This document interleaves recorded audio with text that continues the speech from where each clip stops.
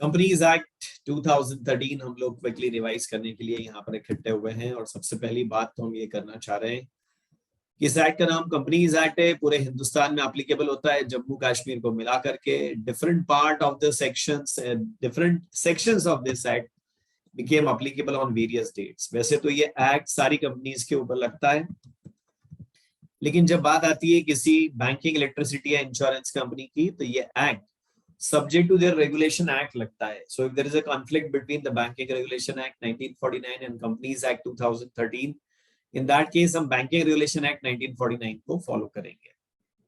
Now lots of definitions are there। Associate company वो होती है अगर एक कंपनी दूसरी कंपनी की 20% या more वोटिंग पावर्स को कंट्रोल करती है या बिजनेस डिसीजंस को कंट्रोल करती है, तो जो कंपनी कंट्रोल होती है उसको हम एसोसिएट कंपनी कहते हैं। इसमें हमने ये भी पढ़ा था कि एसोसिएट कंपनी की डेफिनेशन के पर्पस से हम फिड्यूसरी कैपेसिटी में होल्ड किए हुए शेयर्स को काउंट नहीं करेंगे। बॉडी कॉर्पोरेट आज हम नोट्स के थ्रू ही रिवीजन करेंगे, क्योंकि स्लाइड्स के थ्रू तो हमने हमेशा बहुत कुछ पढ़ा है, और जब भी मैं स्लाइड्स के थ्रू पढ़ाता हूं तो आप कहते थे कि नहीं सर थोड़ा नोट्स में से देखते हैं, तो आज हम नोट्स में से ही पढ़ेंगे। वैसे भी जो स्लाइड्स है वो बड़ा ही इंपॉर्टेंट कॉपीराइटेड मटेरियल है, ऐसे पब्लिकली हम रिवीजन के लिए जब इसको यूट्यूब पर डालेंगे तो सबको नहीं दे सकते राइट। और नोट्स का एक रिवीजन भी इस बारे से हमारा होगा। Body corporate includes a company incorporated outside India. Bharat के बाहर बनी हुई कंपनियां भी बॉडी कॉर्पोरेट के अंदर आती है, तो इसका मतलब इंडिया और आउटसाइड इंडिया सारी कंपनी बॉडी कॉर्पोरेट है, लेकिन कोऑपरेटिव सोसाइटीज बॉडी कॉर्पोरेट नहीं है, और जिनको सेंट्रल गवर्नमेंट स्पेसिफाई कर दे वो भी बॉडी कॉर्पोरेट नहीं है। बीच बीच में चैट बॉक्स में आप अपने हिसाब से चीजें टाइप करते चलना, ताकि मुझे लगे कि आप सब जिंदा हो, जाग रहे हो, और हमारा रिवीजन एकदम बढ़िया स्पीड से चल रहा है। ओके, हरकतें करते रहना बीच में, अच्छा लगेगा। म्यूट तो हो ही, कम से कम चैट में ही कर लो।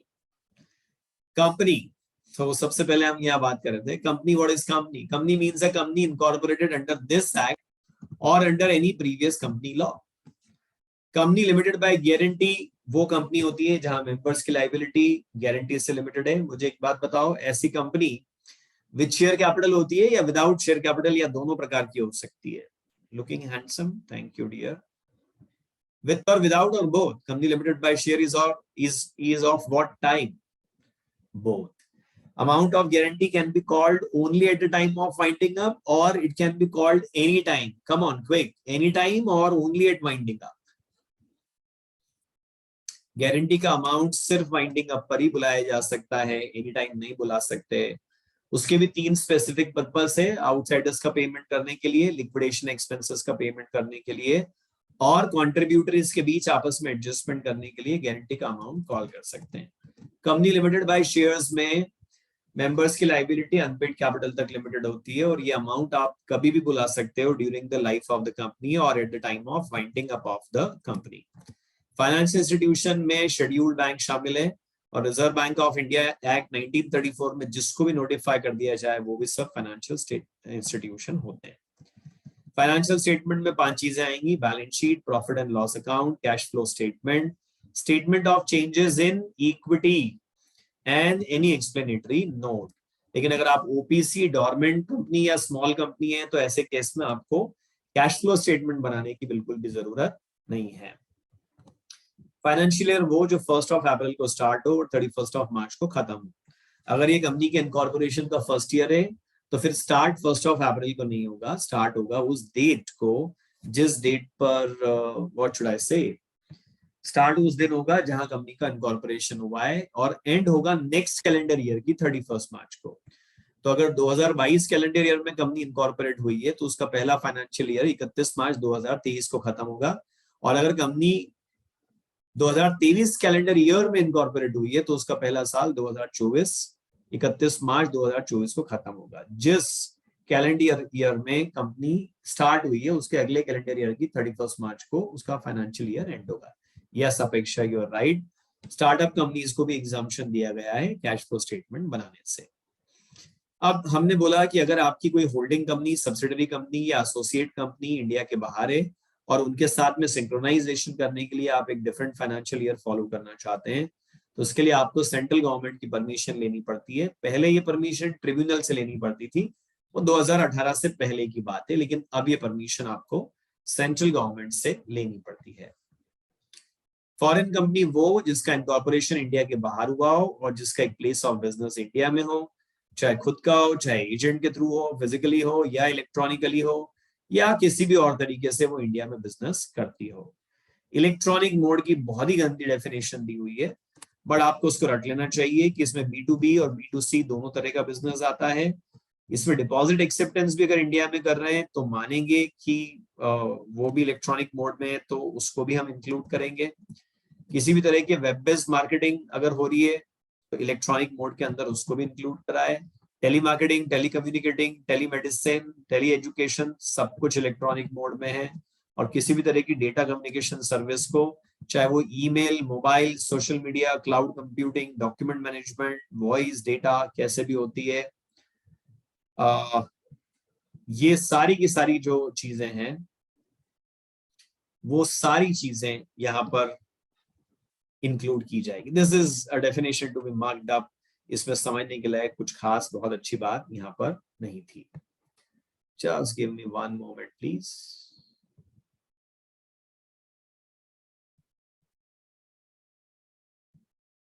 Okay, very nice.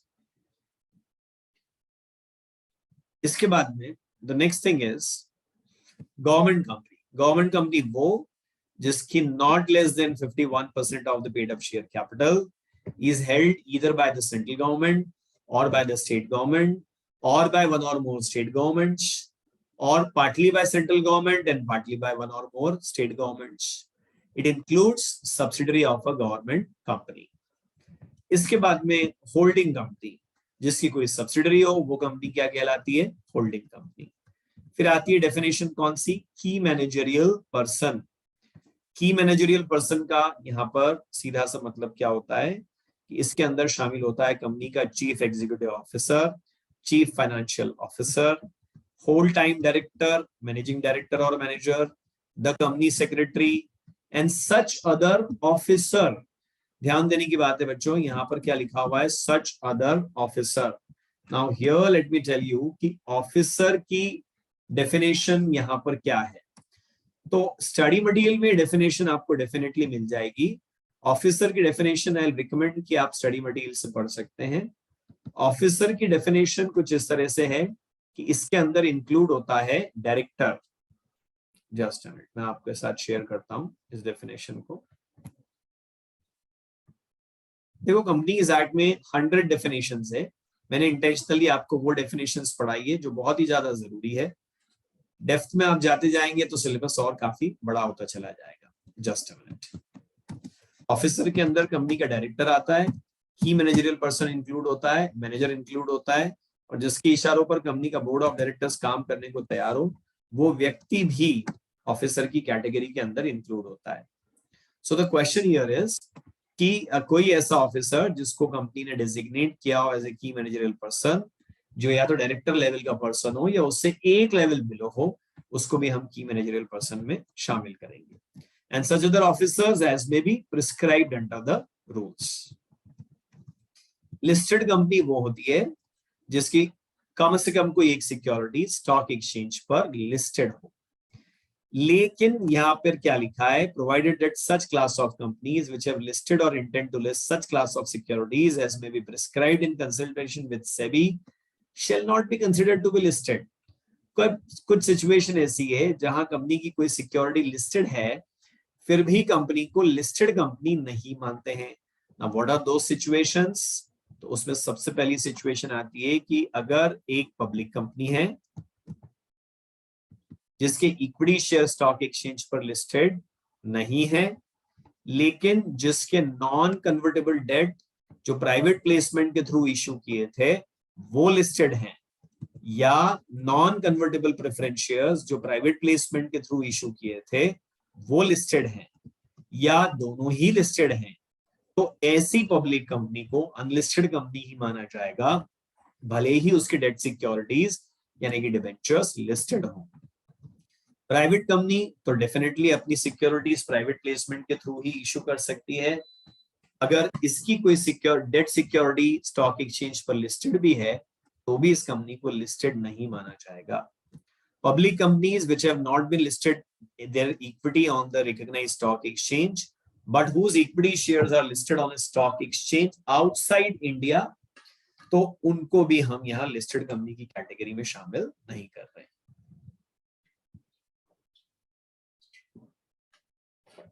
पूरी डेफिनेशन का क्रक्स ये है कि आपकी इक्विटी शेयर इंडिया में लिस्टेड नहीं है, डिबेंचर जो आपने प्राइवेटली प्लेस करे थे वो इंडिया में लिस्टेड है, तो भले आपकी सिक्योरिटी लिस्टेड है लेकिन आपको लिस्टेड कंपनी की कैटेगरी में नहीं माना जाएगा। Officer who is in default, हमारा बली का बकरा, मैंने आपके लिए मेमोरी हुक इसलिए बनाया कि आप आसानी से पढ़ सकें। की मैनेजरियल पर्सन नहीं है तो person designated by board of director, board ने पर्सन डेजिग्नेट नहीं कराया तो सारे डायरेक्टर केएमपी माने जाएंगे। इसके अलावा जिसको रिस्पॉन्सिबिलिटी दी जाए वो केएमपी होगा, जिसके इशारों पर बोर्ड ऑफ डायरेक्टर्स काम करता हो वो केएमपी होगा। शेयर ट्रांसफर के मामलों में शेयर ट्रांसफर एजेंट को, आई am sorry not KMP, officer in default, share transfer के मामलों में शेयर ट्रांसफर एजेंट को ऑफिसर इन डिफॉल्ट माना जाएगा।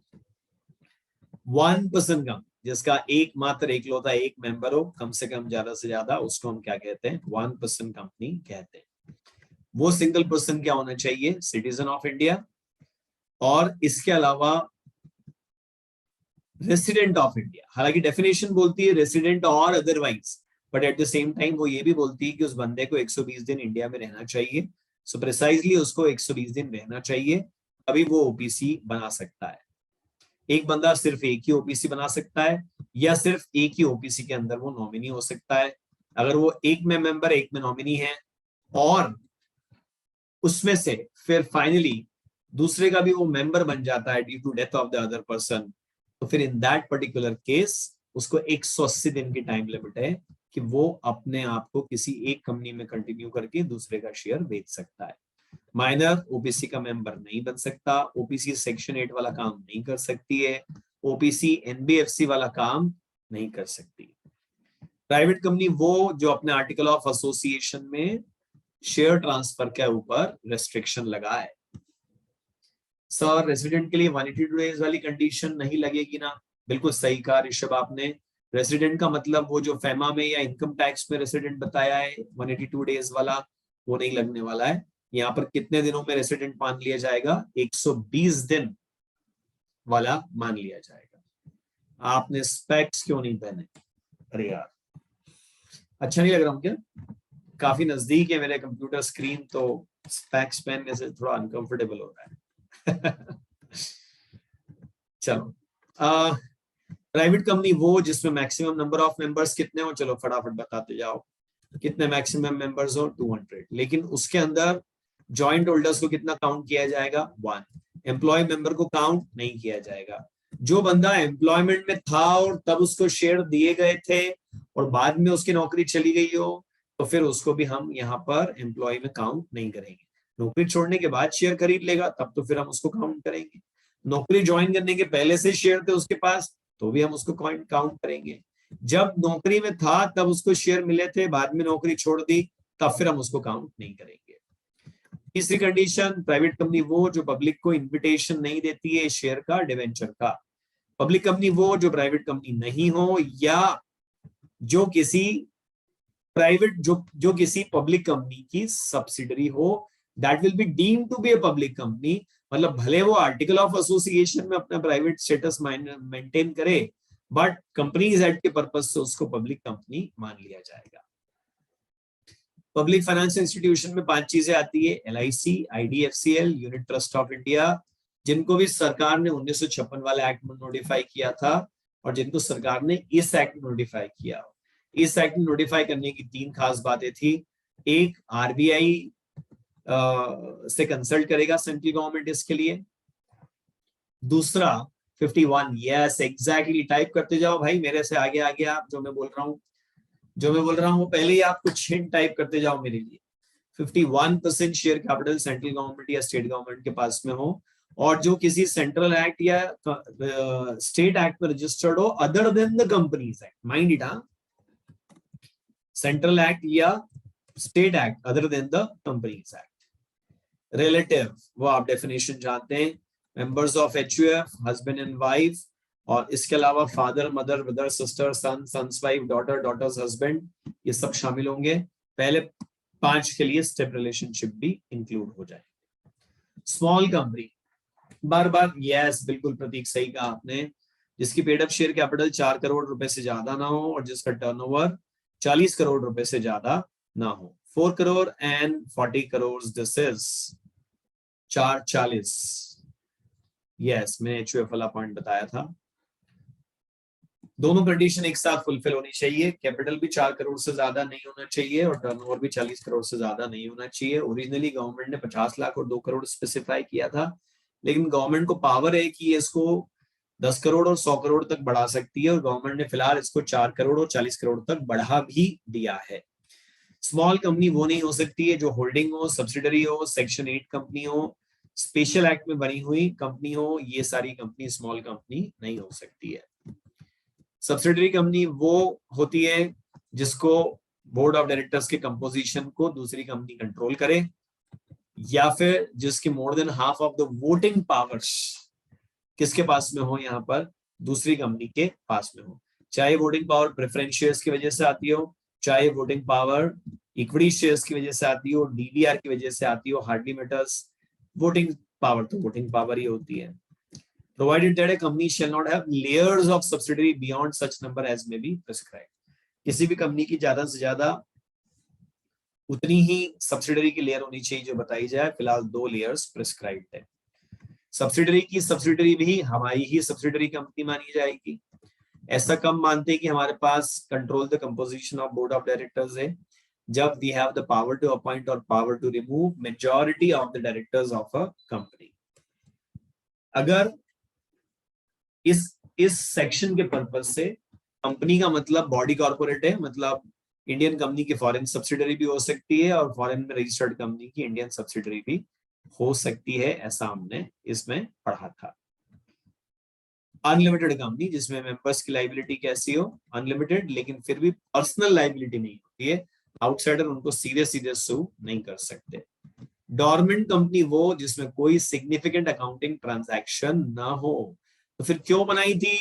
ताकि हम किसी एसेट को होल्ड कर सकें या फिर कोई फ्यूचर बिजनेस ट्रांजैक्शन कर सकें। कुछ ट्रांजैक्शन होते हुए भी सिग्निफिकेंट नहीं माने जाते। Payment of fees to ROC, payment of fees for fulfilment of any law, allotment of share, office maintenance, फालतू ऑफिस, हमने इसका निमोनिक बनाया था, ये सब। Yes, exactly Himanshu. Nidhi company वो है जो अपने मेंबर्स के बीच में ही बचत, डिपॉजिट और लोन के पर्पज से बनाई जाती है। न वो दूसरों से डिपॉजिट लेते हैं, न वो दूसरों को लोन देते हैं। अपने ही मेंबर से डिपॉजिट लेते हैं, अपने ही मेंबर्स को लोन देते हैं। जब मेंबर का डिपॉजिट या लोन खत्म हो जाता है तो उनसे अपना शेयर बाय बैक कर लेते हैं और उनको कंपनी से बाहर कर देते हैं। Yes, exactly Prateek, cultivating the habit of thrift, cost cutting and mutual benefit, that's right. Company formation, सबसे पहली बात, कंपनी बननी चाहिए किसी लॉफुल पर्पस से। पब्लिक के लिए 7, प्राइवेट के लिए 2, OBC के लिए 1 व्यक्ति चाहिए जो मेमोरेंडम को साइन करे। उसके बाद में बताओ, OPC के लिए हमको क्या अपॉइंट करना पड़ता है? नॉमिनी। इस नॉमिनी की रिटर्न कंसेंट लेनी पड़ती है, कंसेंट ROC के पास फाइल करनी पड़ती है। मेंबर की डेथ या इनकैपेसिटी पर नॉमिनी खुद मेंबर बन जाता है। एक बार जो नॉमिनी अपॉइंट कर दिया तो जीवन भर वही रहेगा, इट्स नॉट नेसेसरी। नॉमिनी जब चाहे अपनी कंसेंट विड्रॉ कर सकता है, हम भी उसको जब चाहे हटा सकते हैं, लेकिन ऐसा करने पर इस बात को मेमोरेंडम में भी नोट करना चाहिए और ROC को भी इसका नोटिस देना चाहिए। इसके बाद में हमने पढ़ा कि अगर एक बार कंपनी में number of members private company में 2 से कम हो जाए और पब्लिक कंपनी में 7 से कम हो जाए, तो बताओ कितने टाइम तक कम मेंबर्स के साथ कंपनी चल सकती है? Tell me. 6 मंथ्स तक, एग्जैक्टली। 6 मंथ्स के अंदर नंबर ऑफ मेंबर बढ़ा लिए तो वेल एंड गुड। अदरवाइज फिर क्या होगा? अदरवाइज फिर एक बड़ी प्रॉब्लम होगी कि जितने मेंबर्स बचे हैं 6 महीने के बाद कंपनी कोई भी लोन ले, उधार माल खरीदे, बचे हुए मेंबर्स की लायबिलिटी अनलिमिटेड हो जाएगी, बशर्ते they are cognizant of the fact कि their numbers are reduced below 2 और 7। तो फिर उनकी लायबिलिटी सेवरल होगी, अनलिमिटेड हो जाएगी। How to get register company, तो हमने पढ़ा था मैरिड की कंसेंट चाहिए। आरओसी के पास आपको जो डॉक्यूमेंट फाइल करने हैं, memorandum and article of association, एक डिक्लेरेशन जो CA, CS, CMA, advocate sign करेगा, चारों में से कोई एक, और डायरेक्टर, मैनेजर, सेक्रेटरी, तीन में से कोई एक, कि सारा लॉ का हमने कंप्लायंस किया है और सारे डॉक्यूमेंट्स फाइल किए हैं। एक डिक्लेरेशन और फाइल करना पड़ेगा जो कंपनी के सब्सक्राइबर्स और फर्स्ट डायरेक्टर्स फाइल करेंगे, पिछले 5 साल में वो कंपनी से रिलेटेड किसी ऑफेंस में कन्विक्ट नहीं किए गए थे। फिर इसके अलावा सारे डॉक्यूमेंट उन्होंने करेक्ट दिए। कंपनी का टेम्परेरी या परमानेंट एड्रेस आरओसी को देना पड़ेगा, फर्स्ट सब्सक्राइबर की सारी डिटेल देनी पड़ेगी, फर्स्ट डायरेक्टर्स की सारी डिटेल देनी पड़ेगी, और साथ में ये भी देना पड़ेगा कि डायरेक्टर्स ऑलरेडी कहां कौन सी कंपनियों में डायरेक्टर हैं, और इसके अलावा ये भी बताना पड़ेगा कि कौन कौन सी कंपनी में डायरेक्टर है और उनकी कंसेंट लेनी पड़ेगी that they are ready to become director in our company, right.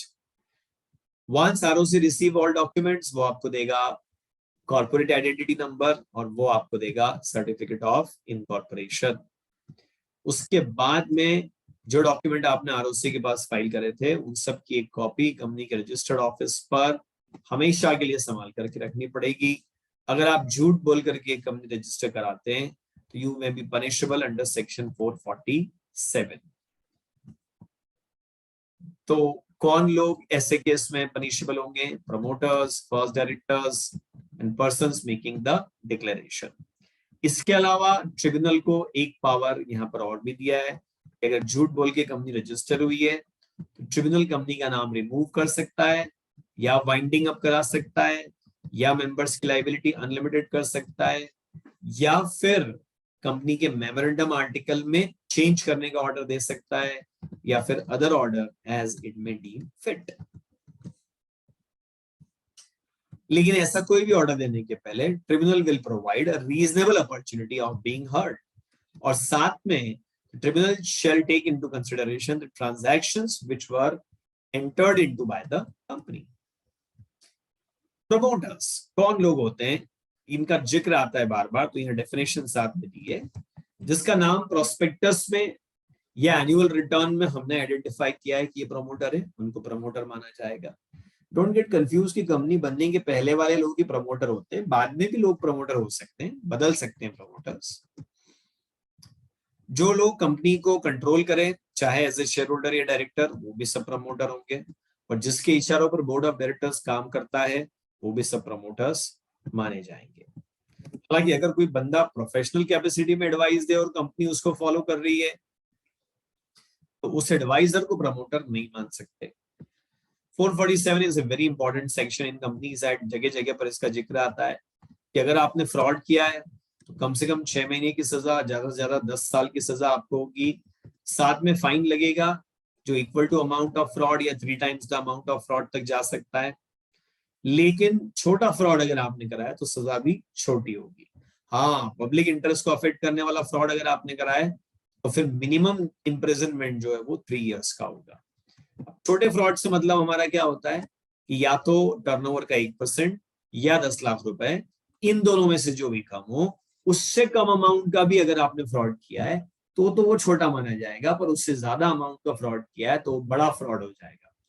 छोटा फ्रॉड होने का फायदा क्या होगा कि मैक्सिमम 50 लाख का आपको फाइन लगेगा, मैक्सिमम 5 साल की जेल होगी, बल्कि इन दो में से सिर्फ कोई एक भी आपके ऊपर लग सकता है। जबकि अदरवाइज यहाँ बीच में क्या लिखा था? एंड।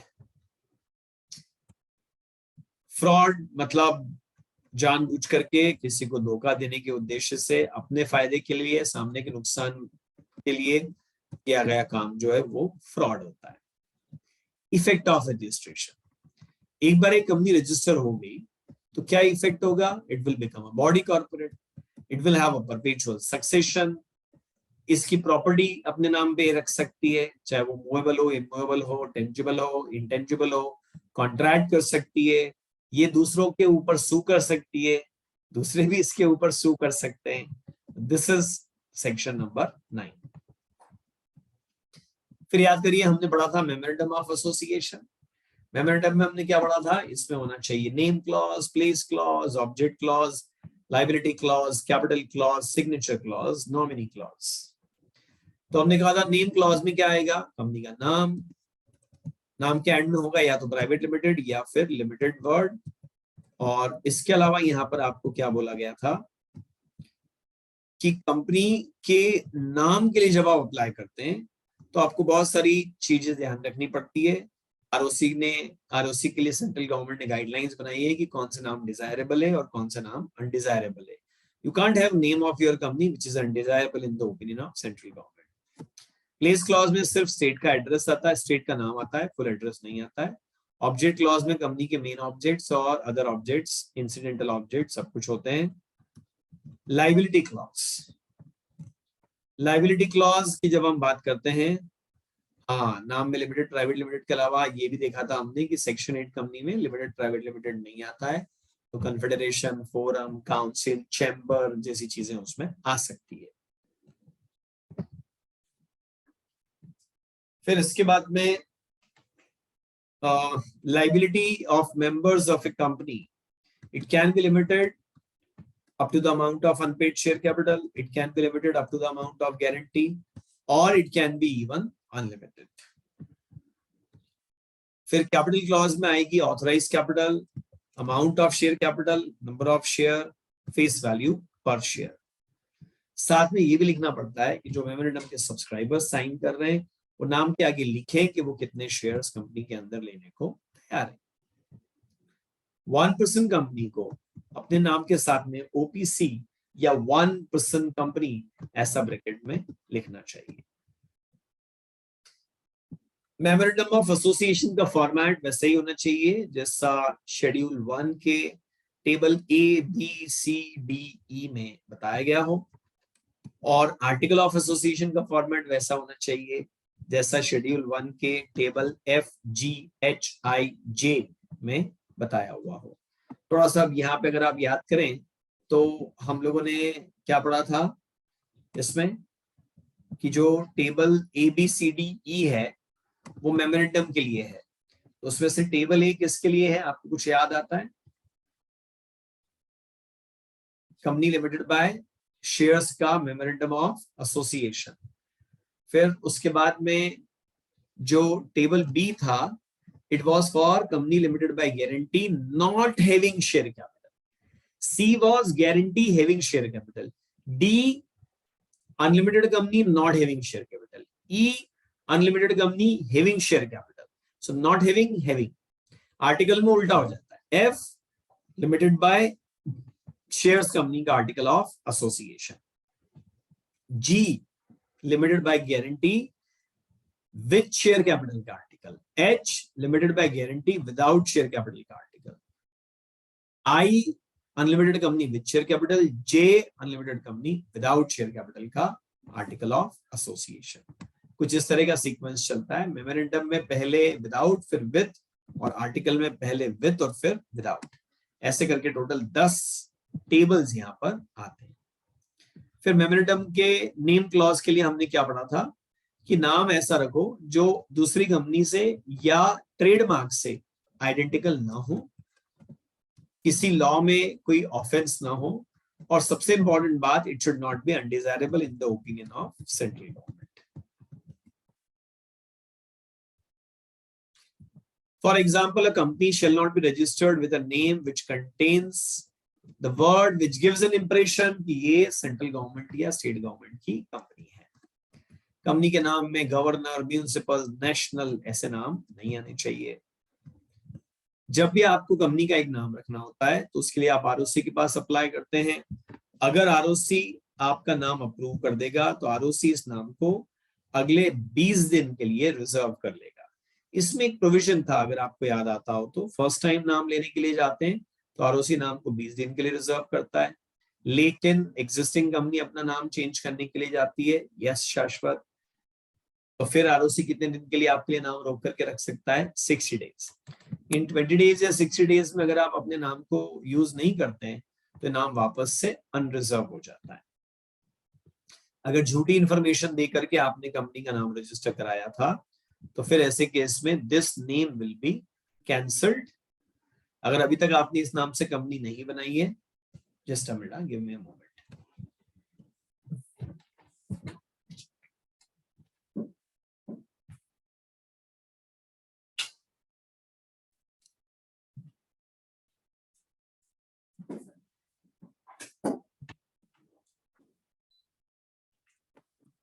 अगर अभी तक आपने इस नाम से कंपनी नहीं बनाई है तो फिर ये नाम कैंसिल हो जाएगा, और अगर आपने इस नाम से कंपनी बना ली है तो फिर ऐसे केस में आपको ऑर्डर देंगे कि with in 3 months ordinary resolution pass करके नाम को चेंज करो, या फिर आपका नाम स्ट्राइक ऑफ कर देगा आरओसी कंपनी के रजिस्टर में से, या फिर आपका वाइंडिंग अप के लिए पिटीशन ट्रिब्यूनल के पास में फाइल कर देगा। Yes, article of association contains internal rules and regulations of the company.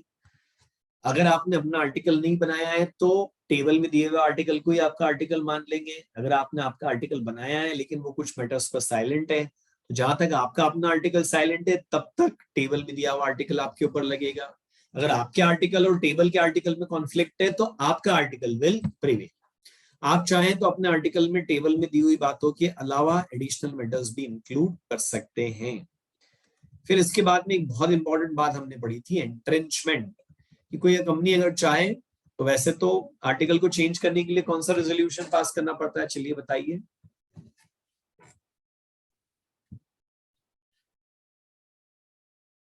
Article को चेंज करने के लिए कौन सा रेजोल्यूशन पास करना पड़ता है, स्पेशल की ऑर्डिनरी? आर्टिकल को चेंज करने के लिए वैसे तो आपको स्पेशल रेजोल्यूशन पास करना पड़ता है, इन्हें 75% मेजॉरिटी से आपका काम हो जाता है। लेकिन अगर आप एंट्रेंचमेंट करते हैं आर्टिकल के किसी प्रोविजन का तो you can make it more restrictive. For example आप लिख सकते हैं कि आर्टिकल का क्लॉज नंबर 60 अगर चेंज करना हो तो 95% वोट फेवर में डलना चाहिए। जब तक 95% वोट फेवर में नहीं डल जाते तब तक फिर ये वाला क्लॉज चेंज नहीं हो सकता। एंट्रेंचमेंट अगर आपने किया है तो आपका इसको नोटिस अलग से आरओसी को देना चाहिए। एंट्रेंचमेंट कब कर सकते हैं, at the time of formation या बाद में, या दोनों ही अलाउड है? Both are allowed, only at the time of formation और ओनली लेटर, और both are allowed, both are allowed. अगर आपने at the time of formation कर दिया तब तो कोई बात नहीं, लेकिन अगर आप बाद में एंट्रेंचमेंट करना चाहते हैं तो प्राइवेट कंपनी के केस में ऑल मेंबर्स की कंसेंट चाहिए, और पब्लिक कंपनी के केस में आपको इसके लिए स्पेशल रेजोल्यूशन पास करना होता है। Section number 6 act is superior, जो ये कहता है कि अगर मेमोरेंडम एक्ट के खिलाफ बोले या आर्टिकल एक्ट के खिलाफ बोले तो एक्ट चलेगा, मेमोरेंडम आर्टिकल नहीं चलेगा। सिमिलरली कोई एग्रीमेंट किया हो, कोई रेजोल्यूशन जनरल मीटिंग में पास किया हो, कोई रेजोल्यूशन बोर्ड मीटिंग में पास किया हो, चाहे इस एक्ट के चालू होने के पहले किया हो या बाद में किया हो, अगर इस एक्ट से कॉन्फ्लिक्ट में आता है तो फिर एक्ट की सुनेंगे। बड़ी इंपॉर्टेंट बात है, यहाँ नहीं लिखा है नॉटविथस्टैंडिंग, यहाँ लिखा है save as otherwise expressly provided. Now what does that mean, save as expressly otherwise provided? इसका मतलब ये है कि अगर किसी सेक्शन में लिख दें कि act is inferior and article is superior तो फिर हम उस सेक्शन की सुनेंगे।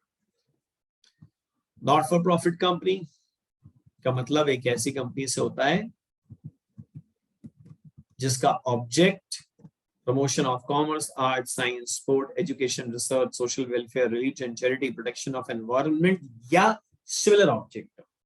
मैं आपको एक एग्जांपल दूं, जैसे जो स्टार्टअप्स होते हैं, स्टार्टअप्स के शुरू में जिस हेल्प की जरूरत होती है वो सब इंक्यूबेशन सेंटर्स पे मिलते हैं।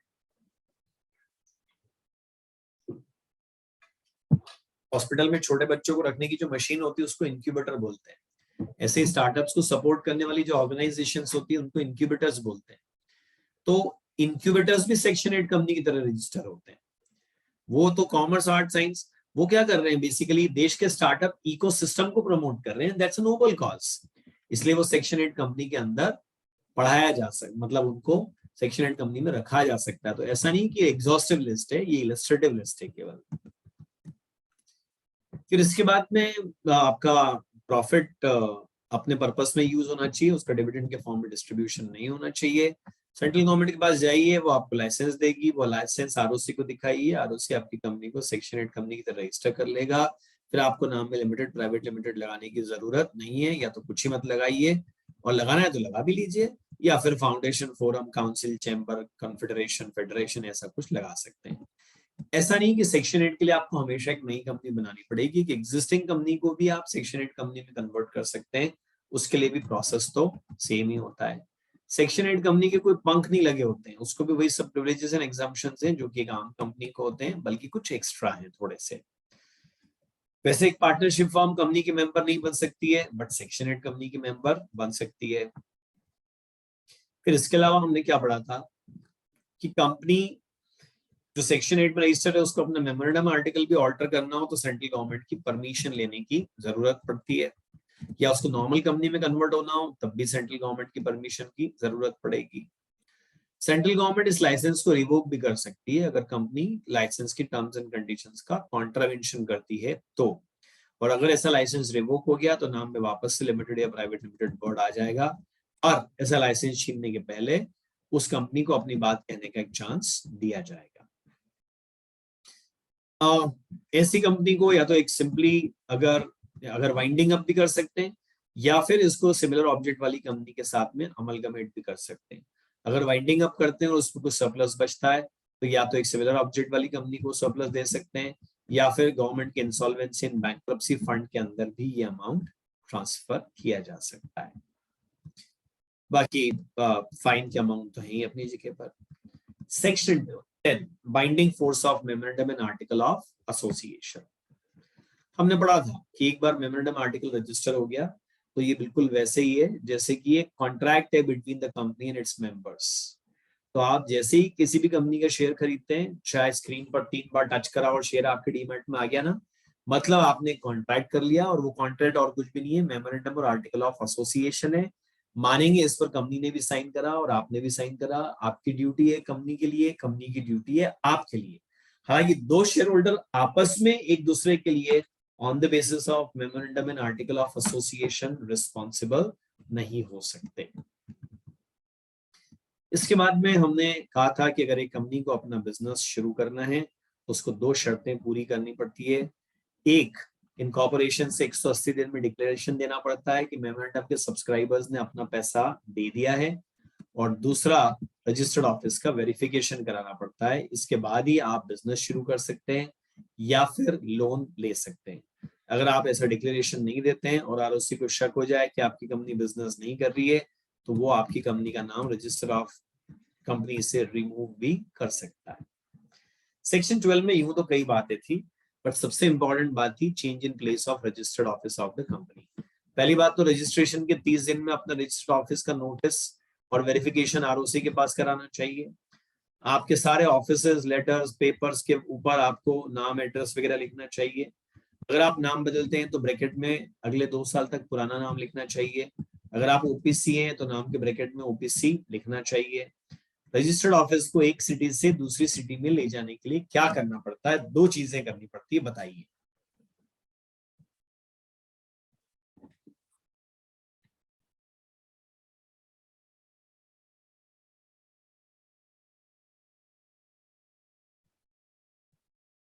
रजिस्टर्ड ऑफिस को एक सिटी से दूसरी सिटी में ले जाने के लिए क्या करना पड़ता है?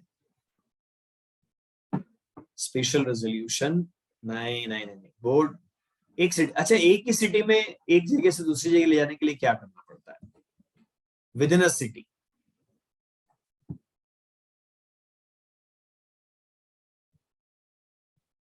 बोर्ड रेजोल्यूशन पास करना पड़ता है और आरओसी को इस बात का नोटिस देना पड़ता है। बोर्ड रेजोल्यूशन पास करना पड़ता है और आरओसी को इस बात का नोटिस देना पड़ता है।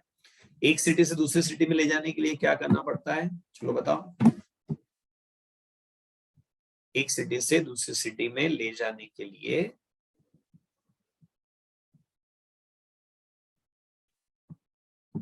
स्पेशल रेजोल्यूशन पास करना पड़ता है और आरओसी को नोटिस देना पड़ता है। एक ही स्टेट में एक आरओसी से दूसरे आरओसी में ले जाने के लिए क्या करना पड़ता है? स्पेशल रेजोल्यूशन पास करना पड़ता है, रीजनल डायरेक्टर की परमिशन लेनी पड़ती है, और फिर आरओसी को फाइनली एक नोटिस भी देना पड़ता है। ओके, अच्छा, फिर इसके बाद में एक स्टेट से दूसरे स्टेट वाला पॉइंट। तो अच्छा, इस सब की टाइम लिमिट भी है। ये ट्रिब्यूनल गलत लिखा है मेमोरी हुक में, रीजनल डायरेक्टर है। रीजनल डायरेक्टर को कितना टाइम दिया गया है? 30 डेज में उसको रिप्लाई करना पड़ेगा। कंपनी को 60 दिन का टाइम दिया है कि वो आरओसी को नोटिस दे, फिर आरओसी को 30 दिन का टाइम दिया है कि वो सर्टिफाई कर दे इस चेंज को। एक बार आरओसी जो सर्टिफिकेट देगा उसको कंक्लूसिव एविडेंस माना जाएगा, बाद में उसको किसी भी तरह से चैलेंज नहीं किया जा सकता। नेक्स्ट, सेक्शन नंबर 13, अगर आपको नेम चेंज करना है तो स्पेशल रेजोल्यूशन पास करना पड़ेगा, सेंट्रल गवर्नमेंट की अप्रूवल लेनी पड़ेगी। हालांकि नाम में सिर्फ प्राइवेट वर्ड ऐड या डिलीट करना है तो अप्रूवल लेने की कोई जरूरत नहीं पड़ती है। हालांकि हमने ये भी पढ़ा था कि अगर आपने फाइलिंग डिफॉल्ट कर रखा है, annual return under section 92 financial statements, जो कि 129 में बताया था कि कैसे बनाए जाते हैं, तो फिर ऐसे केस में आपको नाम चेंज की परमिशन नहीं मिलेगी। सिमिलरली अगर आप फाइनेंशियल डिफॉल्टर हैं, डिपॉजिट्स के रीपेमेंट में, डिवेंचर्स के रिडम्पशन में या उसके इंटरेस्ट में, तब भी आपको central government change of name की परमिशन नहीं देगा। एक बार जब सेंट्रल गवर्नमेंट आपको चेंज ऑफ नेम की परमिशन दे दे, उसका नोटिस आप आरओसी को देंगे, और उसके बाद जब आरओसी इस चेंज को सर्टिफाई करेगा तभी जाकर के नया नाम इफेक्टिव होगा। ऑब्वियसली नया नाम भी पहले आपको आरओसी से अप्रूव कराना पड़ेगा, और जो हमने अभी पढ़ा था कि आरओसी 60 दिन के लिए आपके लिए उस नाम को रिजर्व करके रख देगा। फिर इसके बाद में हमने पढ़ा कि change in place of registered office from one state to another. अब एक स्टेट से दूसरे स्टेट में अगर जाना हो तो उसके लिए सेंट्रल गवर्नमेंट की परमिशन लेनी पड़ती है, स्पेशल रेजोल्यूशन पास करना पड़ता है, और सेंट्रल गवर्नमेंट आपको परमिशन सिर्फ तभी देती है जब आपको क्रेडिटर्स की, डिवेंचर होल्डर्स की और अदर कंसर्न पर्सन की परमिशन मिल जाए। या तो इन्होंने ऑब्जेक्शन नहीं लिया हो, या ऑब्जेक्शन ले लिया हो तो या इनके पैसे चुका दिए हो, या इनका amount to the satisfaction of central government secure कर दिया हो, या फिर इनकी कंसेंट ले ली गई हो, तभी जाकर के आपको सेंट्रल गवर्नमेंट एक स्टेट से दूसरे स्टेट में जाने की परमिशन देती है। विद इन अ स्टेट एक आरओसी से दूसरे आरओसी में जाने के लिए रीजनल डायरेक्टर था, पर स्टेट चेंज करने के लिए सेंट्रल गवर्नमेंट की परमिशन की जरूरत है। इसके बाद में हमने ये भी पढ़ा था इसमें कि हाँ, ऑब्जेक्ट चेंज करने के लिए क्या करना पड़ता है? स्पेशल रेजोल्यूशन पास करना पड़ता है। लेकिन अगर कंपनी ने प्रोस्पेक्टस से फंड रेस करके रखा है और अनयूटिलाइज फंड पड़ा है तो कंपनी तब तक अपना नाम चेंज नहीं कर सकती जब तक कि एक इंग्लिश और एक लोकल न्यूज़पेपर में एडवर्टीजमेंट ना दे दे, और इसके अलावा वेबसाइट पर उसको पब्लिश ना कर दे, और इसके अलावा कंपनी को स्पेशल रेजोल्यूशन पास करना पड़ेगा, that too by postal ballot. हालांकि जो लोग अगेंस्ट में वोट डाले उन डिसिडिंग शेयर होल्डर के शेयर्स प्रमोटर्स को खरीदने पड़ेंगे एज पर सेबी गाइडलाइंस। इसके बाद रजिस्ट्रार इस चेंज को रजिस्टर करेगा, सर्टिफाई करेगा और चेंज इफेक्टिव हो जाएगा।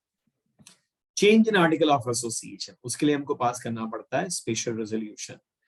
और अगर आर्टिकल चेंज करने से प्राइवेट कंपनी पब्लिक कंपनी बनती है, not a problem. Public company private company में कन्वर्ट होती है तो उसके लिए फिर आपको सेंट्रल गवर्नमेंट से परमिशन लेने की जरूरत पड़ती है, जो पहले ट्रिब्यूनल से लेनी पड़ती थी। अगर आप आर्टिकल में कोई ऐसा चेंज करते हैं which is against the Companies Act, which is against the Memorandum of Association, which is against the public interest, which is a fraud on minority, तो ऐसा कोई भी चेंज करना अलाउड नहीं है। ये सारे पॉइंट भी हम लोगों ने डिस्कस किए थे। 15 is okay. Let's talk about 16. Rectification of name. चलो बताओ, रेक्टिफिकेशन ऑफ नेम के लिए कौन सा तरह का रेजोल्यूशन पास करना पड़ता है?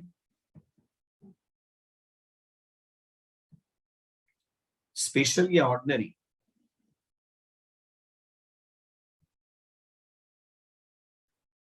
रेक्टिफिकेशन ऑफ नेम के लिए ऑर्डिनरी रेजोल्यूशन पास करना पड़ता है। इसके लिए हमने ये पढ़ा था कि अगर आपकी कंपनी एक एग्जिस्टिंग कंपनी या ट्रेडमार्क के नाम से, एक एग्जिस्टिंग कंपनी के नाम से रजिस्टर हो गई है, तो सेंट्रल गवर्नमेंट आपको कभी भी ऑर्डर दे सकती है आने वाले 2 साल, 5 साल, 10 साल, 20 साल, 50 साल में कि आपको आपकी कंपनी का नाम बदलना पड़ेगा। तो फिर उसके बाद एक ऑर्डिनरी रेजोल्यूशन पास करके विद इन 3 मंथ्स आपको एक नया नाम रखना पड़ेगा। पर अगर आपकी कंपनी एक ट्रेडमार्क के नाम से रजिस्टर हो जाती है तो फिर ट्रेडमार्क ऑनर इसकी कंप्लेंट सेंट्रल गवर्नमेंट को करेगा विद इन 3 इयर्स, उसके बाद वो कंप्लेंट नहीं कर सकता। फिर सेंट्रल गवर्नमेंट आपको नोटिस देगी, फिर ऑर्डिनरी रेजोल्यूशन पास करके, मुझे याद आता है कि ये अमेंडमेंट होकर के चेंज हुआ था इसमें, just a minute, let me just cross check this part.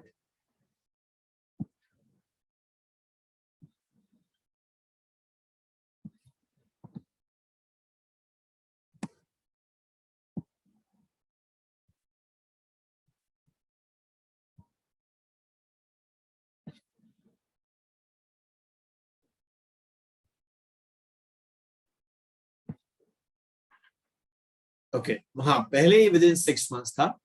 Okay ये अपडेटेड प्रोविजन ही है, पहले विद इन 6 मंथ्स था और बाद में इसको चेंज करके विद इन 3 मंथ्स कर दिया गया था। Right, this is the updated one already. चलो उसके बाद में हम लोगों ने ये भी पढ़ा था यहाँ पर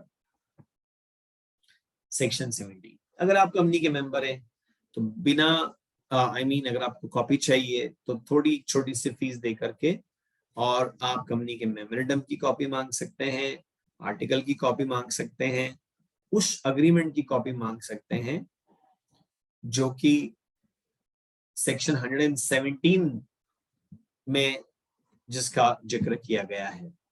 अगर कंपनी ये कॉपी नहीं देती है देन कंपनी इज पनिशेबल। किसी एक क्लास ऑफ कंपनी को दूसरी क्लास ऑफ कंपनी में आप मेमोरेंडम आर्टिकल चेंज करके जब चाहे चेंज कर सकते हैं।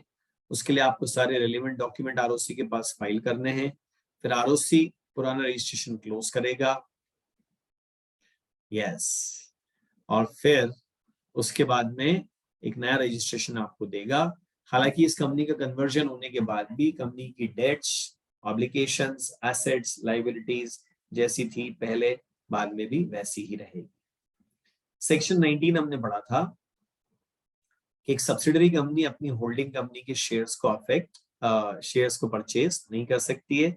अगर वो परचेज करने की कोशिश करेगी तो इट विल बी वॉइड। पर as a legal representative of deceased member of holding company, subsidiary company अपनी होल्डिंग में शेयर रख सकती है, एज ए ट्रस्टी शेयर रख सकती है। सब्सिडरी बनने के पहले जो शेयर लिए थे वो अभी भी कंटिन्यू कर सकती है, पर ऐसे केस में उसको, इस थर्ड वाले केस में उसको राइट टू वोट नहीं दिया जाता। सेक्शन 20 हमने पढ़ा था सर्विस ऑफ डॉक्यूमेंट। इसको 3 पार्ट में हमने डिवाइड किया था, service of documents on the company, on members and on ROC. इस तरह से हमने इसको 3 पार्ट में डिवाइड करके और स्टडी किया था। And what did we study under this provision कि सबसे पहली बात, अगर कंपनी पे डॉक्यूमेंट सर्व करना है तो रजिस्टर्ड ऑफिस पे सर्व करो, या तो रजिस्टर्ड पोस्ट या स्पीड पोस्ट या कुरियर या पर्सनल डिलीवरी या इलेक्ट्रॉनिक मोड से कर सकते हो। आरओसी पे डॉक्यूमेंट सर्व करना है तो ordinary post, registered post, speed post, courier, personal delivery, electronic mode, इसमें भी वही सब अलाउड है। लेकिन इसमें ध्यान दीजिए, जब कंपनी पे डॉक्यूमेंट सर्व किया जाता है तो उसमें ऑर्डिनरी पोस्ट अलाउड नहीं था, बट जब आरओसी या मेंबर पे डॉक्यूमेंट सर्व किया जाता है तो फिर उसमें ऑर्डिनरी पोस्ट अलाउड है। हालांकि यहाँ पे ये भी बताया है कि अगर कोई मेंबर कोई स्पेसिफिक मोड ऑफ डिलीवरी मांगता है तो वो बिल्कुल मांग सकता है, लेकिन उसको ऐसा करने के लिए पैसा अलग से डिपॉजिट करना पड़ेगा कंपनी के पास। देन हमने ये पढ़ा था कि अगर मीटिंग का नोटिस है तो वो 48 आवर्स में सर्व हुआ मान लेते हैं, चाहे एक्चुअली पहले सर्व हुआ हो या बाद में। बाकी सारे डॉक्यूमेंट्स को ऑर्डिनरी कोर्स ऑफ पोस्ट में सर्व हुआ माना जाता है। देन सेक्शन नंबर 21 में हमने पढ़ा था कि अगर कोई भी डॉक्यूमेंट कंपनी की ओर से ऑथेंटिकेट करना हो तो उसके लिए हमने क्या पढ़ा था कि this document should need not necessarily be affixed by the common seal. Common seal इसके ऊपर अफिक्स हो ऐसा कोई जरूरी नहीं है। इसकी जगह पर what can you do is दो डायरेक्टर साइन कर सकते हैं, may be signed by key managerial person और एनी ऑफिसर और employ of the company duly authorised by board of directors. फिर हमने सेक्शन 22 पढ़ा था, जो कि इस चैप्टर का लास्ट सेक्शन है, चैप्टर नंबर 2 का। कोई भी नेगोशिएबल इंस्ट्रूमेंट अगर कंपनी के बिहाफ पर साइन करना है तो it can be signed by any person acting under the authority of the company.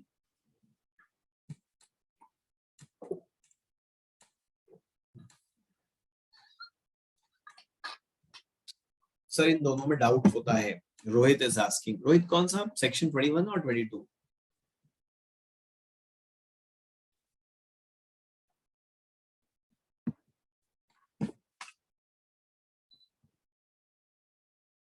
दोनों में। अच्छा देखिए, सेक्शन 21 तो बहुत सिंपल है कि अगर आपको कोई सिंपल डॉक्यूमेंट पे ऑथेंटिकेशन चाहिए, जैसे अटेस्टेशन चाहिए, कोई डॉक्यूमेंट, कई सारे डॉक्यूमेंट है जो कि साइन करने होते हैं, तो वहां कंपनी की साइन क्या होती है? Common seal. पर हर जगह कॉमन सील लगाने की जरूरत नहीं है, कंपनी की ओर से ऑथराइज पर्सन साइन करेगा तो भी चलेगा।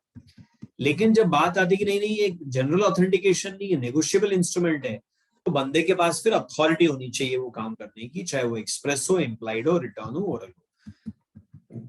लेकिन जब बात आती है डीड्स की, अच्छा नहीं, मोस्टली सेक्शन 21 के ऊपर कोई वो केस स्टडी पूछे इसके चांसेस बहुत कम है सुमन। मोस्टली अगर वो कुछ पूछेंगे तो सेक्शन 22 पे पूछेंगे, उसमें मुझे लगता है सब सेक्शन 2 पे, क्योंकि डीड के लिए बहुत ही स्पेसिफिक बात है कि डीड सिर्फ वही बंदा साइन कर सकता है जो बंदा कंपनी की ओर से ऑथराइज्ड हो। वो अथॉरिटी लेटर एक्सप्रेस होना चाहिए, इंप्लाइड नहीं हो सकता है। वो अथॉरिटी लेटर रिटर्न होना चाहिए, ओरल नहीं हो सकता है। उस अथॉरिटी लेटर पे कंपनी की कॉमन सील लगी हो, या दो डायरेक्टर के साइन हो, या एक डायरेक्टर एक सेक्रेटरी के साइन हो, तब इतना फुल प्रूफ काम हो गई, बंदा डीड के लिए ऑथराइज होता है। तो अगर क्वेश्चन एग्जाम में पूछेंगे तो ऑथेंटिकेशन ऑफ डॉक्यूमेंट का नहीं पूछेंगे, वो मोस्टली पूछेंगे आपसे डीड के बारे में। एक बार ये बंदा इस तरह से ऑथराइज्ड है, तो फिर ये जो बंदा है ये अगर कहीं पे साइन करके अपनी पर्सनल सील लगा देगा जो कंपनी की बिहाफ की है, तो फिर ये कंपनी पर वैसे ही बाइंडिंग होगा जैसे कि इस पर कंपनी की कॉमन सील लगाई गई। इसके बाद में थर्ड चैप्टर आता है प्रोस्पेक्टस के बारे में। पब्लिक कंपनी पब्लिक इशू कर सकती है, प्राइवेट प्लेसमेंट कर सकती है, राइट इशू, बोनस इशू भी ला सकती है। Private company right issue, bonus issue ला सकती है और प्राइवेट प्लेसमेंट कर सकती है, पर पब्लिक इशू नहीं ला सकती।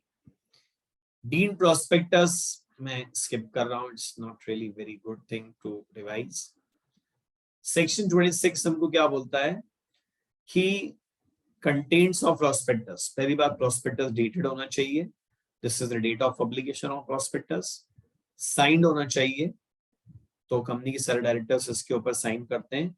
इसमें वो सारी इंफॉर्मेशन होना चाहिए और वो सारी रिपोर्ट्स होना चाहिए जो कि सेबी स्पेसिफाई करे इन consultation with central government.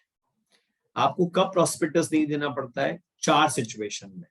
Existing members को और शेयर दे रहे हैं तो प्रोस्पेक्टस की जरूरत नहीं है। शेयर ऑलरेडी लिस्टेड कोटेड है तो फिर आपको प्रोस्पेक्टस देने की जरूरत नहीं है। प्राइवेट प्लेसमेंट अगर आप कर रहे हैं तो प्रोस्पेक्टस देने की जरूरत नहीं है। अंडरराइटर को और सिक्योरिटीज दे रहे हैं तब भी प्रोस्पेक्टस देने की जरूरत नहीं है।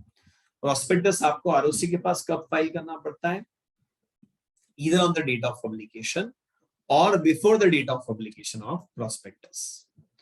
एक बार आपने प्रोस्पेक्टस आरओसी के पास में फाइल कर दिया, उसके बाद में आपको विद इन 90 डेज ये प्रोस्पेक्टस पब्लिक को इश्यू करना पड़ता है।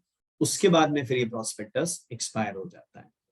प्रोस्पेक्टस में एक्सपोर्ट की रिपोर्ट भी इंक्लूड की जाती है। एक्सपोर्ट ऐसा होना चाहिए जो कंपनी का प्रमोटर मैनेजर ना हो, जिसने अपनी कंसेंट दे दी हो कि हाँ मेरी रिपोर्ट प्रोस्पेक्टस में ले लो, और जिसने अपनी रिटर्न कंसेंट वापस ना ली हो, और हमने ये स्टेटमेंट भी प्रोस्पेक्टस पे इंक्लूड कर दिया हो कि हाँ एक्सपर्ट ने अपनी कंसेंट दे भी दी है और उसने अपनी कंसेंट वापस भी नहीं लिए, और वो कंपनी के फॉर्मेशन से रिलेटेड भी नहीं है। प्रोस्पेक्टस के फ्रंट पेज पे लिखेंगे कि इसकी एक कॉपी आरओसी को डिलीवर्ड है। ये भी लिखेंगे कि जो कॉपी आरओसी को डिलीवर हुई थी उसमें कौन कौन से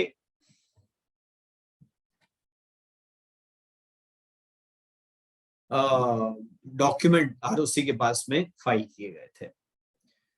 इसके बाद में हमने पढ़ा था शेल्फ प्रोस्पेक्टस।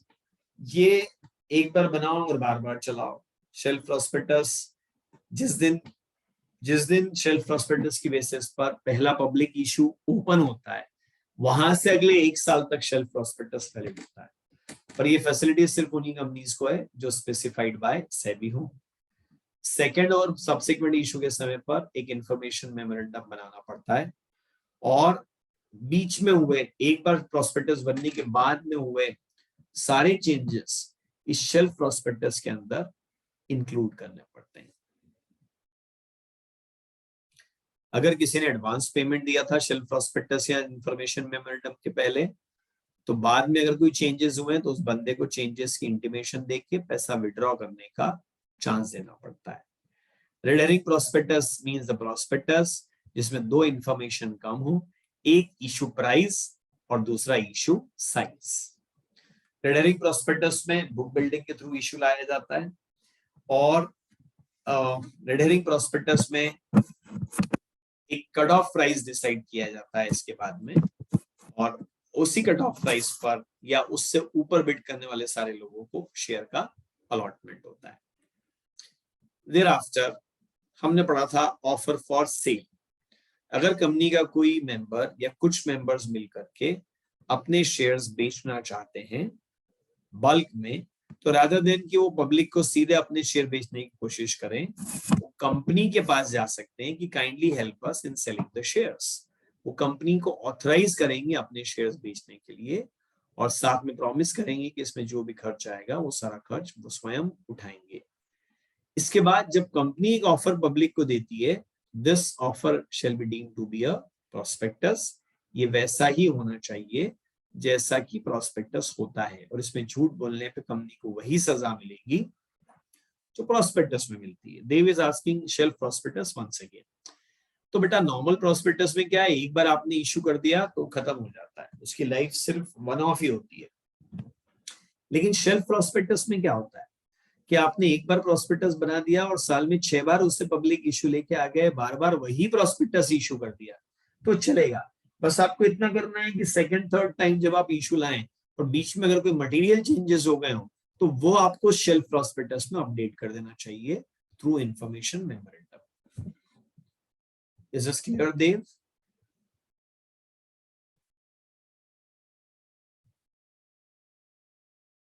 ओके, देन ये सेक्शन 27 और सेक्शन 13 एक जैसे हैं। सेक्शन 13 सबसेक्शन 8 है change in object clause of memorandum of association, और 27 में भी वही बात करते हैं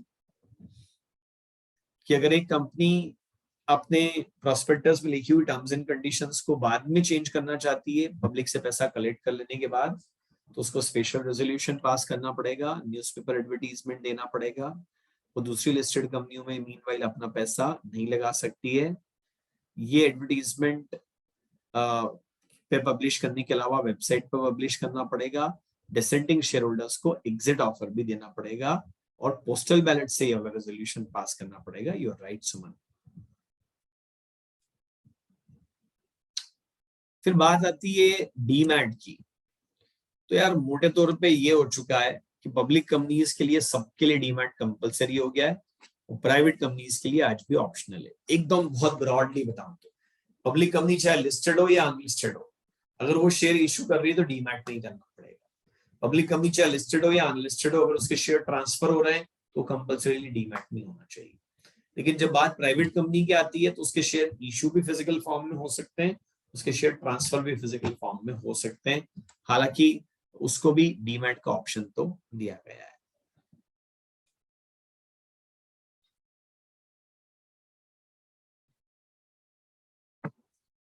इसके बाद में अब बेटा थोड़ा डीमैट को लेकर के कुछ रूल्स थे, वो आप खुद पढ़िएगा।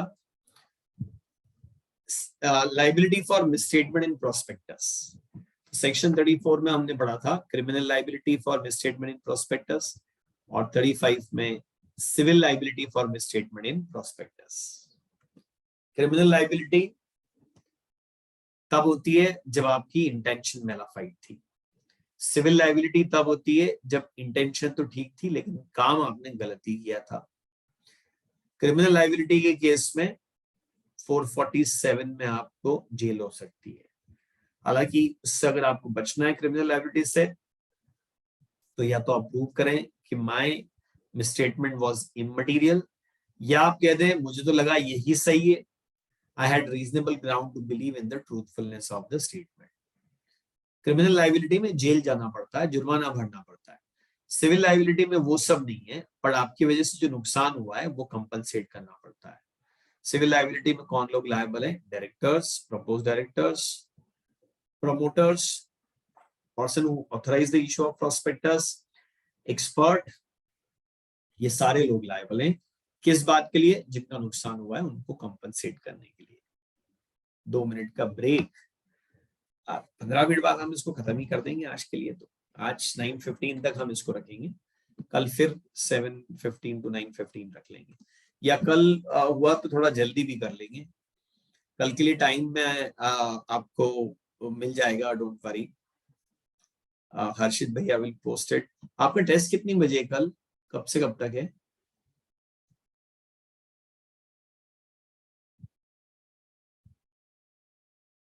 साढ़े 3 पे खत्म हो जाएगा ना? 3:15।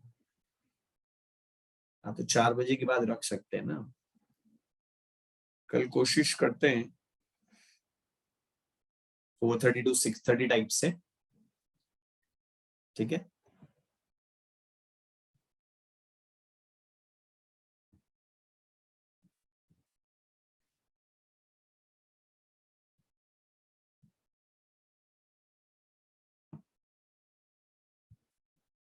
ठीक है, वो लिंक आ जाएगी बेटा आपको, जैसे भी रहेगा कोशिश करेंगे।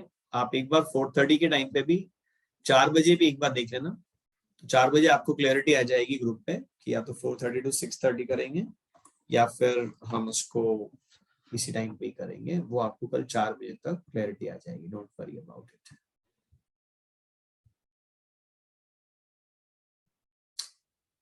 नहीं भारती, वैसा नहीं हो पाएगा।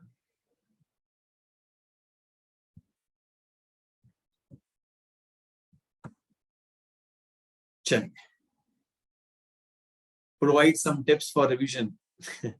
बेटा पूरी रीडिंग करनी चाहिए आपको, उसके लिए नोट्स की मेरे रिवीजन ऑडियो सुनना चाहिए आपको।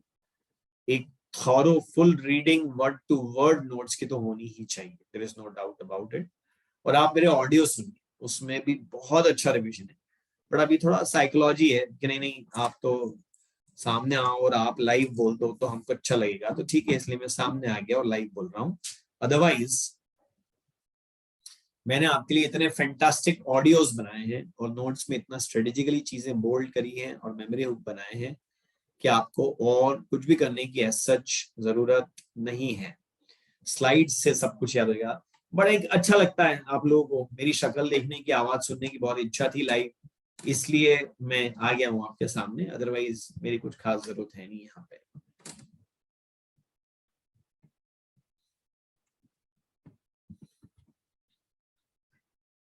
चलिए, लेट्स कंटिन्यू।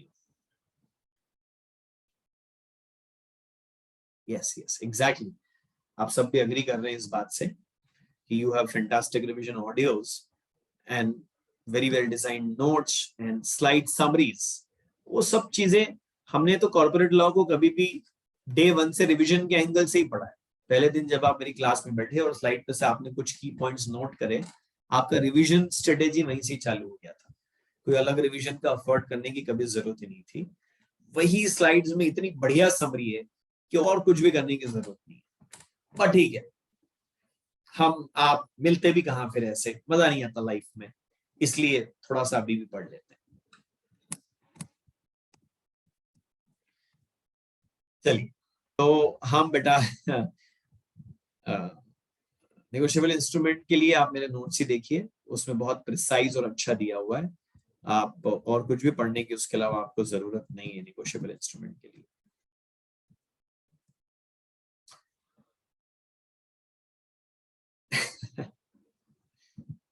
नहीं नहीं, आई एम श्योर आप कर लोगे। एक छोटी सी बात जरूर ध्यान रखो आप सारे बच्चे, क्या, ये जो कॉन्फिडेंस नाम की चीज है ना, ये नहीं आती है, कभी भी नहीं आती है, किसी को भी नहीं आती है। बहुत रेयर कुछ लोग होते हैं जिनको कॉन्फिडेंस आ जाता है।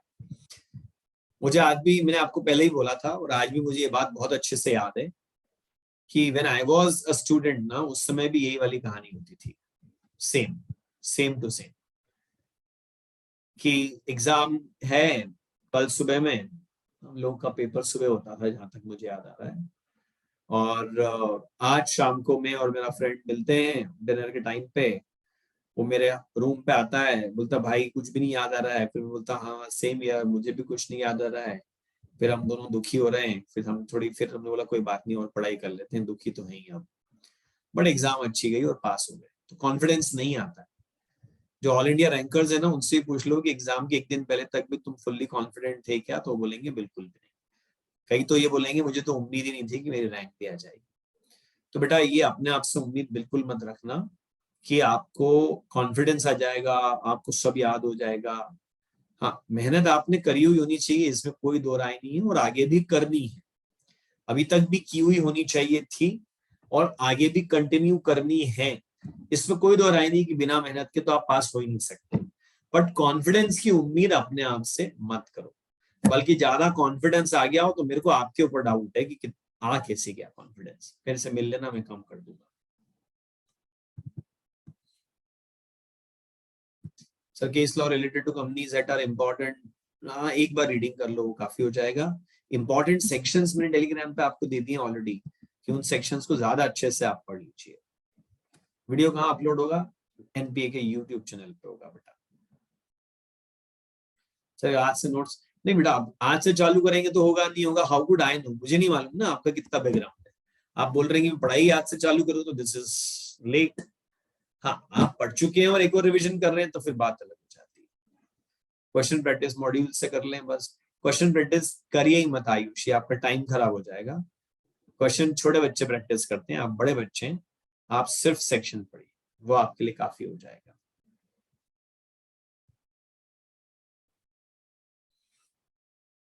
चलो चलो, अभी अपन बहुत सारी बातें नहीं करते हैं।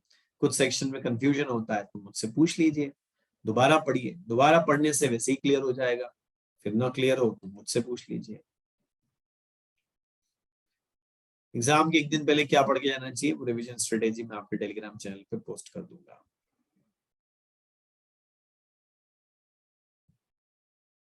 चलो लेट्स कंटिन्यू। तो मैं आपको कह रहा था कि सिविल लाइबिलिटी से कैसा बचा जाए। यू कैन से कि भाई साहब मैं तो डायरेक्टर ही नहीं था, मैंने तो अपनी कंसेंट पहले ही विड्रॉ कर ली थी, पता नहीं क्यों इन लोगों ने मेरा नाम यहाँ पे दे दिया। या आप कहें कि मैं डायरेक्टर तो था पर प्रॉस्पेक्टस मेरी कंसेंट के बिना इशू कर दिया था। तो समाज में ये नहीं आता कि जब मुझे मालूम पड़ा कि मेरी कंसेंट के बिना ये इशू हुआ है, तो फिर ऐसे केस में मैंने एक पब्लिक नोटिस दे दिया कि मेरी कंपनी ने मुझे बताए बिना ही प्रॉस्पेक्टस इशू कर दिया है। फिर उसके बाद में आप ये भी कह सकते हो कि मेरा स्टेटमेंट ही नहीं है, ये तो मैंने किसी एक्सपर्ट की रिपोर्ट में से लिया है। तो फिर आप अपनी इस चीज से बच सकते हैं। अगर ये सारी काम आपने फ्रॉड की नीयत से करी थी तो फिर देन इन दैट केस आपकी लाइबिलिटी अनलिमिटेड और पर्सनल होगी, और पर्सनली लोग आपको सू करके पैसा वसूल कर सकते हैं। 34-35 जहां सिर्फ कंपनी के डायरेक्टर प्रमोटर्स को पनिश करता है, 36 एनी पर्सन को उठा करके प्रमोट कर देता है कि कोई भी व्यक्ति लायबल बन सकता है अगर उसने जानबूझ करके या फिर केयरलेसली शेयर खरीदवाने के लिए, बिकवाने के लिए, कंपनी को लोन दिलवाने के लिए, कंपनी के शेयर्स के डेरिवेटिव में ट्रेड करवाने के लिए, झूठ बोल करके किसी को उकसाया हो इस तरह का ट्रांजैक्शन करने के लिए, that fellow is punishable under section 447। Class action suit का मतलब ये होता है कि कोई एक लड़े सबकी बिहाफ पर तो उसका फायदा भी सबको मिलेगा, या आप एसोसिएशन ऑफ पर्सन बना के भी कंपनी पर सूट फाइल कर सकते हैं, डायरेक्टर प्रमोटर पर भी।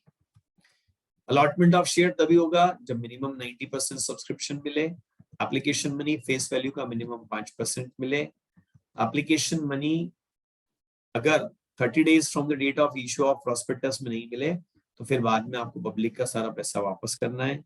अगर मिल गया है एप्लीकेशन मनी प्रॉपरली तो फिर आपको अलॉटमेंट करने के बाद एक रिटर्न ऑफ अलॉटमेंट भी फाइल करना है। अगर आपको पैसा रिफंड करने की नौबत आती है तो इशू क्लोज होने के बाद 15 दिन के अंदर सेम बैंक अकाउंट में पैसा वापस होना चाहिए। लिस्टिंग के लिए हमने बोला था कि अगर आप पब्लिक इशू ला रहे हैं तो एक या एक से ज्यादा स्टॉक एक्सचेंज में जरूर अप्लाई करिए। प्रोस्पेक्टस में उन स्टॉक एक्सचेंज के नाम लिखिए जहां अप्लाई किया है। जब तक लिस्टिंग कंफर्म ना हो जाए लोगों का पैसा शेड्यूल्ड बैंक में रखिए। अगर लिस्टिंग हो जाए तो पैसा एडजस्ट कर लीजिए, अपने रेगुलर अकाउंट में डाल दीजिए। अगर लिस्टिंग ना हो पाए तो यहीं पर से वापस कर दीजिए, बिल्कुल सही शाश्वत वो एस्क्रो अकाउंट है। अगर आप इन कंडीशन को फुलफिल किए बिना अगर आप प्रोस्पेक्टस में ये कह दें कि सेक्शन 40 हमारे बीच एप्लीकेबल नहीं है तो ये वॉइड माना जाएगा। फिर हमने पढ़ा था कि underwriting commission authorise by article होना चाहिए, या तो प्रॉफिट में से दें या प्रोसीड्स ऑफ इशू में से दें। शेयर के केस में कमीशन मैक्सिमम 5%, डिवेंचर के केस में मैक्सिमम 2.5% होना चाहिए, या फिर rate prescribed bye article of association whichever is lower. SEBI guideline में जरा अलग कमीशन बताया है, हम अभी कंपनीज एक्ट के हिसाब से पढ़ रहे हैं। डिस्क्लोज करिए कि किसको कितना कमीशन दिया है, और अगर कोई जेन्युइन अंडरराइटिंग कॉन्ट्रैक्ट है तो ही आप कमीशन दे सकते हैं। अगर शेयर पब्लिक को ऑफर ही नहीं किए गए थे तो फिर आप अंडरराइटिंग कमीशन नहीं दे सकते। अंडरराइटिंग कॉन्ट्रैक्ट की एक कॉपी आपको आरओसी को डिलीवर करना चाहिए। फिर इस का लास्ट सेक्शन इस वाले पार्ट का,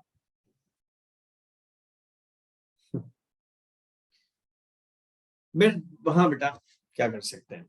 प्राइवेट प्लेसमेंट जो है, पब्लिक कंपनी भी प्राइवेट प्लेसमेंट कर सकती है, प्राइवेट कंपनी भी प्राइवेट प्लेसमेंट कर सकती है।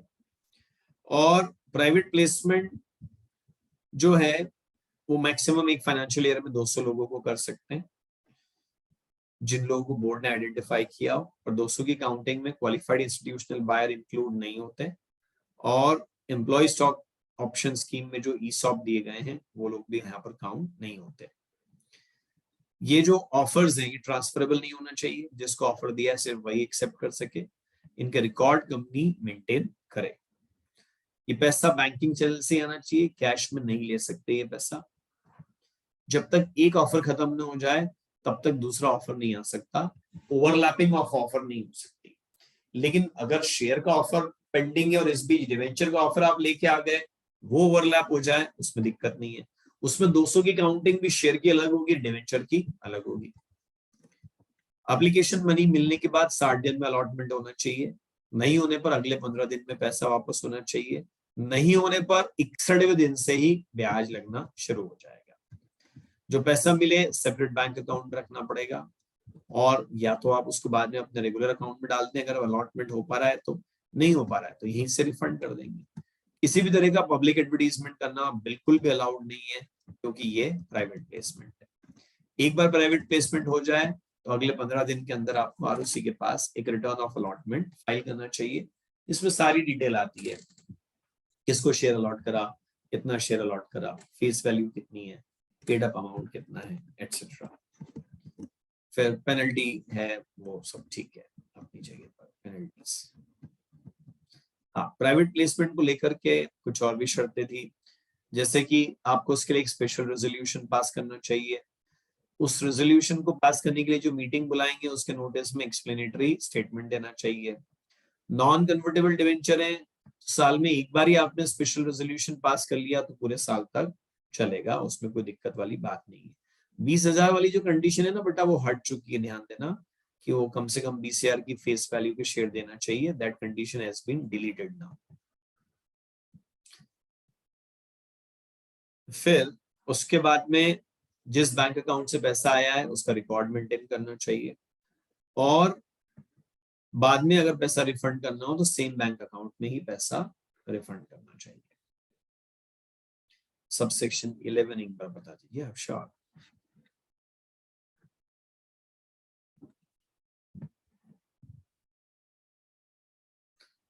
प्राइवेट प्लेसमेंट की कंडीशंस का वायलेशन करते हुए अगर आप प्राइवेट प्लेसमेंट कर रहे हैं तो that will be deemed to be a public offer, और अगर एक बार वो पब्लिक ऑफर है तो जो हमने सेक्शन 23 से लेकर के 40 तक में पढ़ा वो सारी कंडीशन उसके ऊपर लग जाएगी, और उसका नॉन कंप्लायंस है तो फिर वो शायद सिविल लाइबिलिटी क्रिमिनल लाइबिलिटी वाले प्रोविजन में आप कवर हो जाए। हाँ, प्राइवेट कंपनी है तो भी मान लेंगे कि आपने नॉन कंप्लायंस कराया ना सबसेक्शन 9-10 का, तो फिर आई मीन अगर इस सबसेक्शन 2 का नॉन कंप्लायंस कराए तो फिर ऐसे केस में आपने 200 से ज्यादा लोगों को ऑफर दे दिया तो मान लेंगे कि फिर आपने पब्लिक इशू कराया, फिर भले ही वो प्राइवेट कंपनी है, और प्राइवेट कंपनी पब्लिक इशू करेगी तो फिर वो प्राइवेट रहेगी नहीं, उसको deem to be public company मान लिया जाएगा।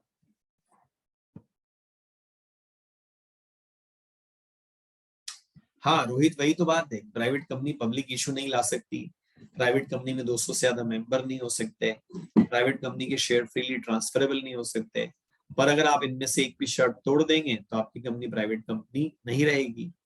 तो फिर पब्लिक कंपनी की डेफिनेशन क्या है? Public company means a company which is not a private company. इसका मतलब फिर वो कंपनी क्या मान ली जाएगी? Public company, deem to be a public company.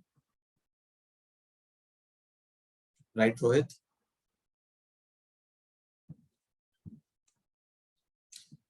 Okay. Share capital दो टाइप की होती है, इक्विटी और प्रेफरेंस। जो सेक्शन 43 है कंपनी लिमिटेड बाय शेयर्स पे लगती है और company limited by guarantee with share capital पे लगती है। अनलिमिटेड कंपनी पर ये नहीं लगती है, guarantee company without share capital पर नहीं लगती है। एक मिनट, कुछ प्रॉब्लम लिखा है ये। हाँ, section only to company limited by share. नहीं यार, मुझे थोड़ा डाउट हो गया इसके ऊपर, just give me one moment, I'll just cross check and confirm this.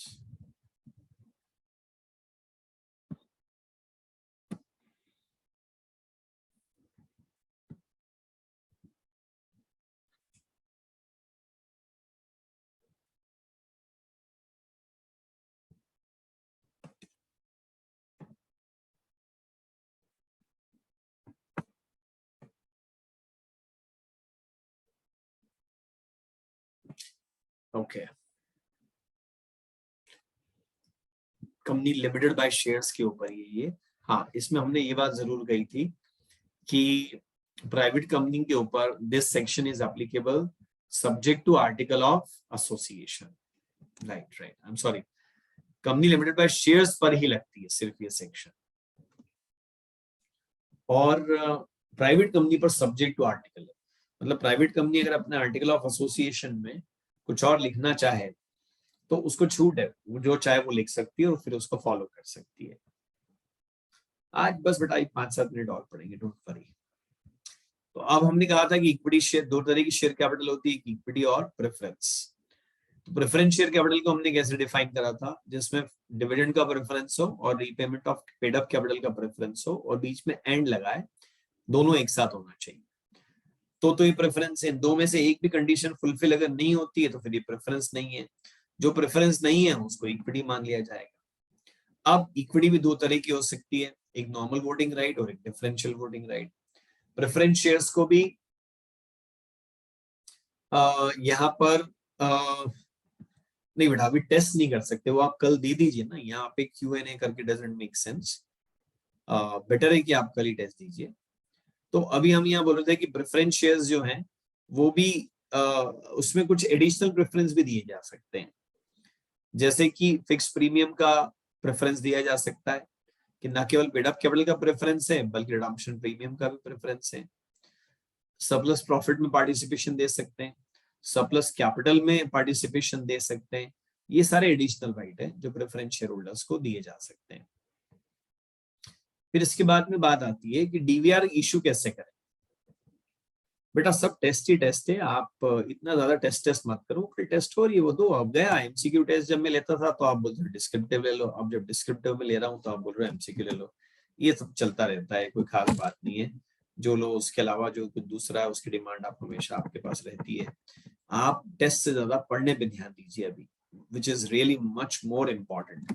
50 test दे के कोई फायदा नहीं है, 2 रिवीजन एक्स्ट्रा कर लेने से बहुत फायदा है। ये बात आप बड़े कान खोल के सुन लीजिए, जितना ज्यादा आप रीडिंग कर सकेंगे ना उतना फायदा है, सुनने से भी कम फायदा है। मैं तो पर्सनली ये सोचता हूँ जितना रीड कर लेंगे उतना आपके लिए ज्यादा अच्छा है। हाँ सुनिए अब आप मेरी बात। सो आई वाज टेलिंग यू कि हाँ, डीवीआर इशू करने के लिए क्या कंडीशन है? सबसे पहले आर्टिकल ऑफ एसोसिएशन से अलाउड होना चाहिए कि आप डीवीआर इशू कर सकते हैं। दूसरी बात, आपको ऑर्डिनरी रेजोल्यूशन पास करना पड़ेगा। लिस्टेड कंपनी है तो पोस्टल बैलेट से करना पड़ेगा।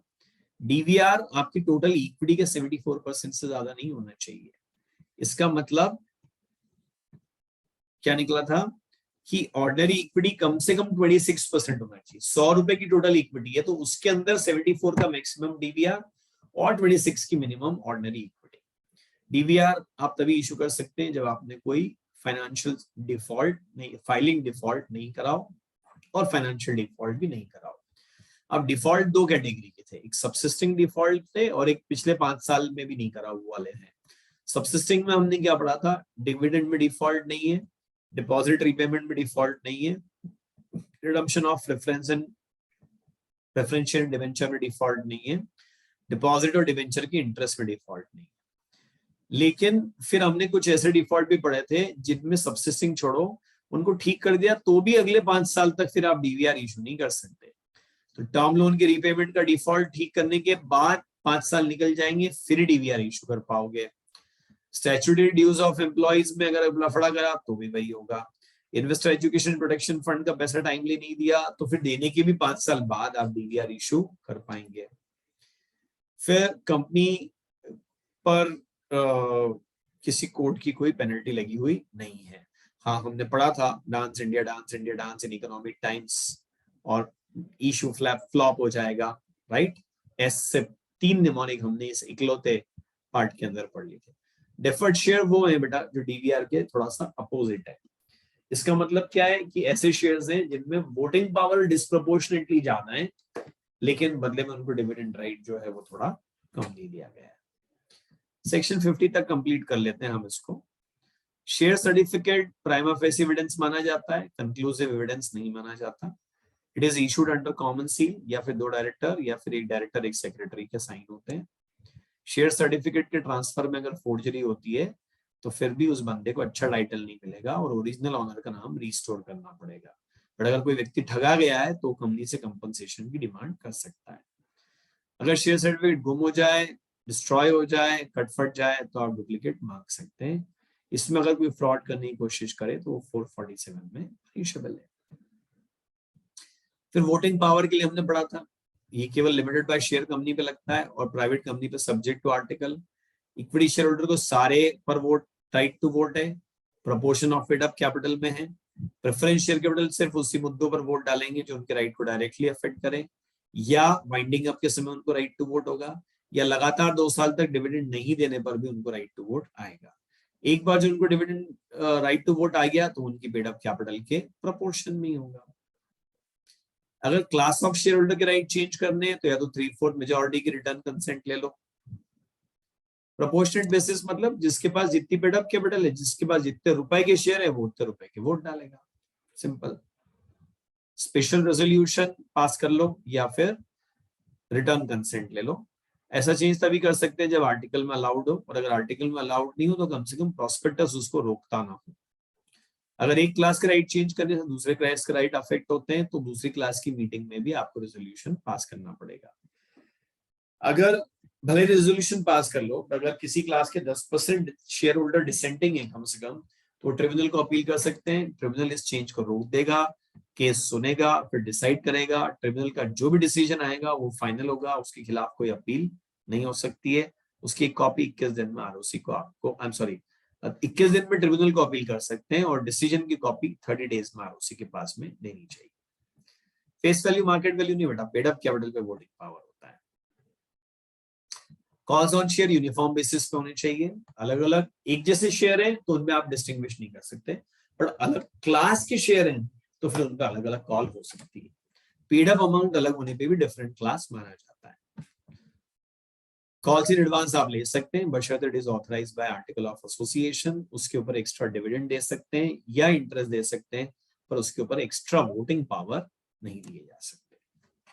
ओके, तो कल 4 बजे एक बार आप अपना ग्रुप चेक कर लीजिएगा, तो या तो हम 4:30 to 6:30 कर लेंगे या फिर इसी टाइम करेंगे। Alright, thank you, bye bye, wish you all the best for tomorrow's test. Thanks.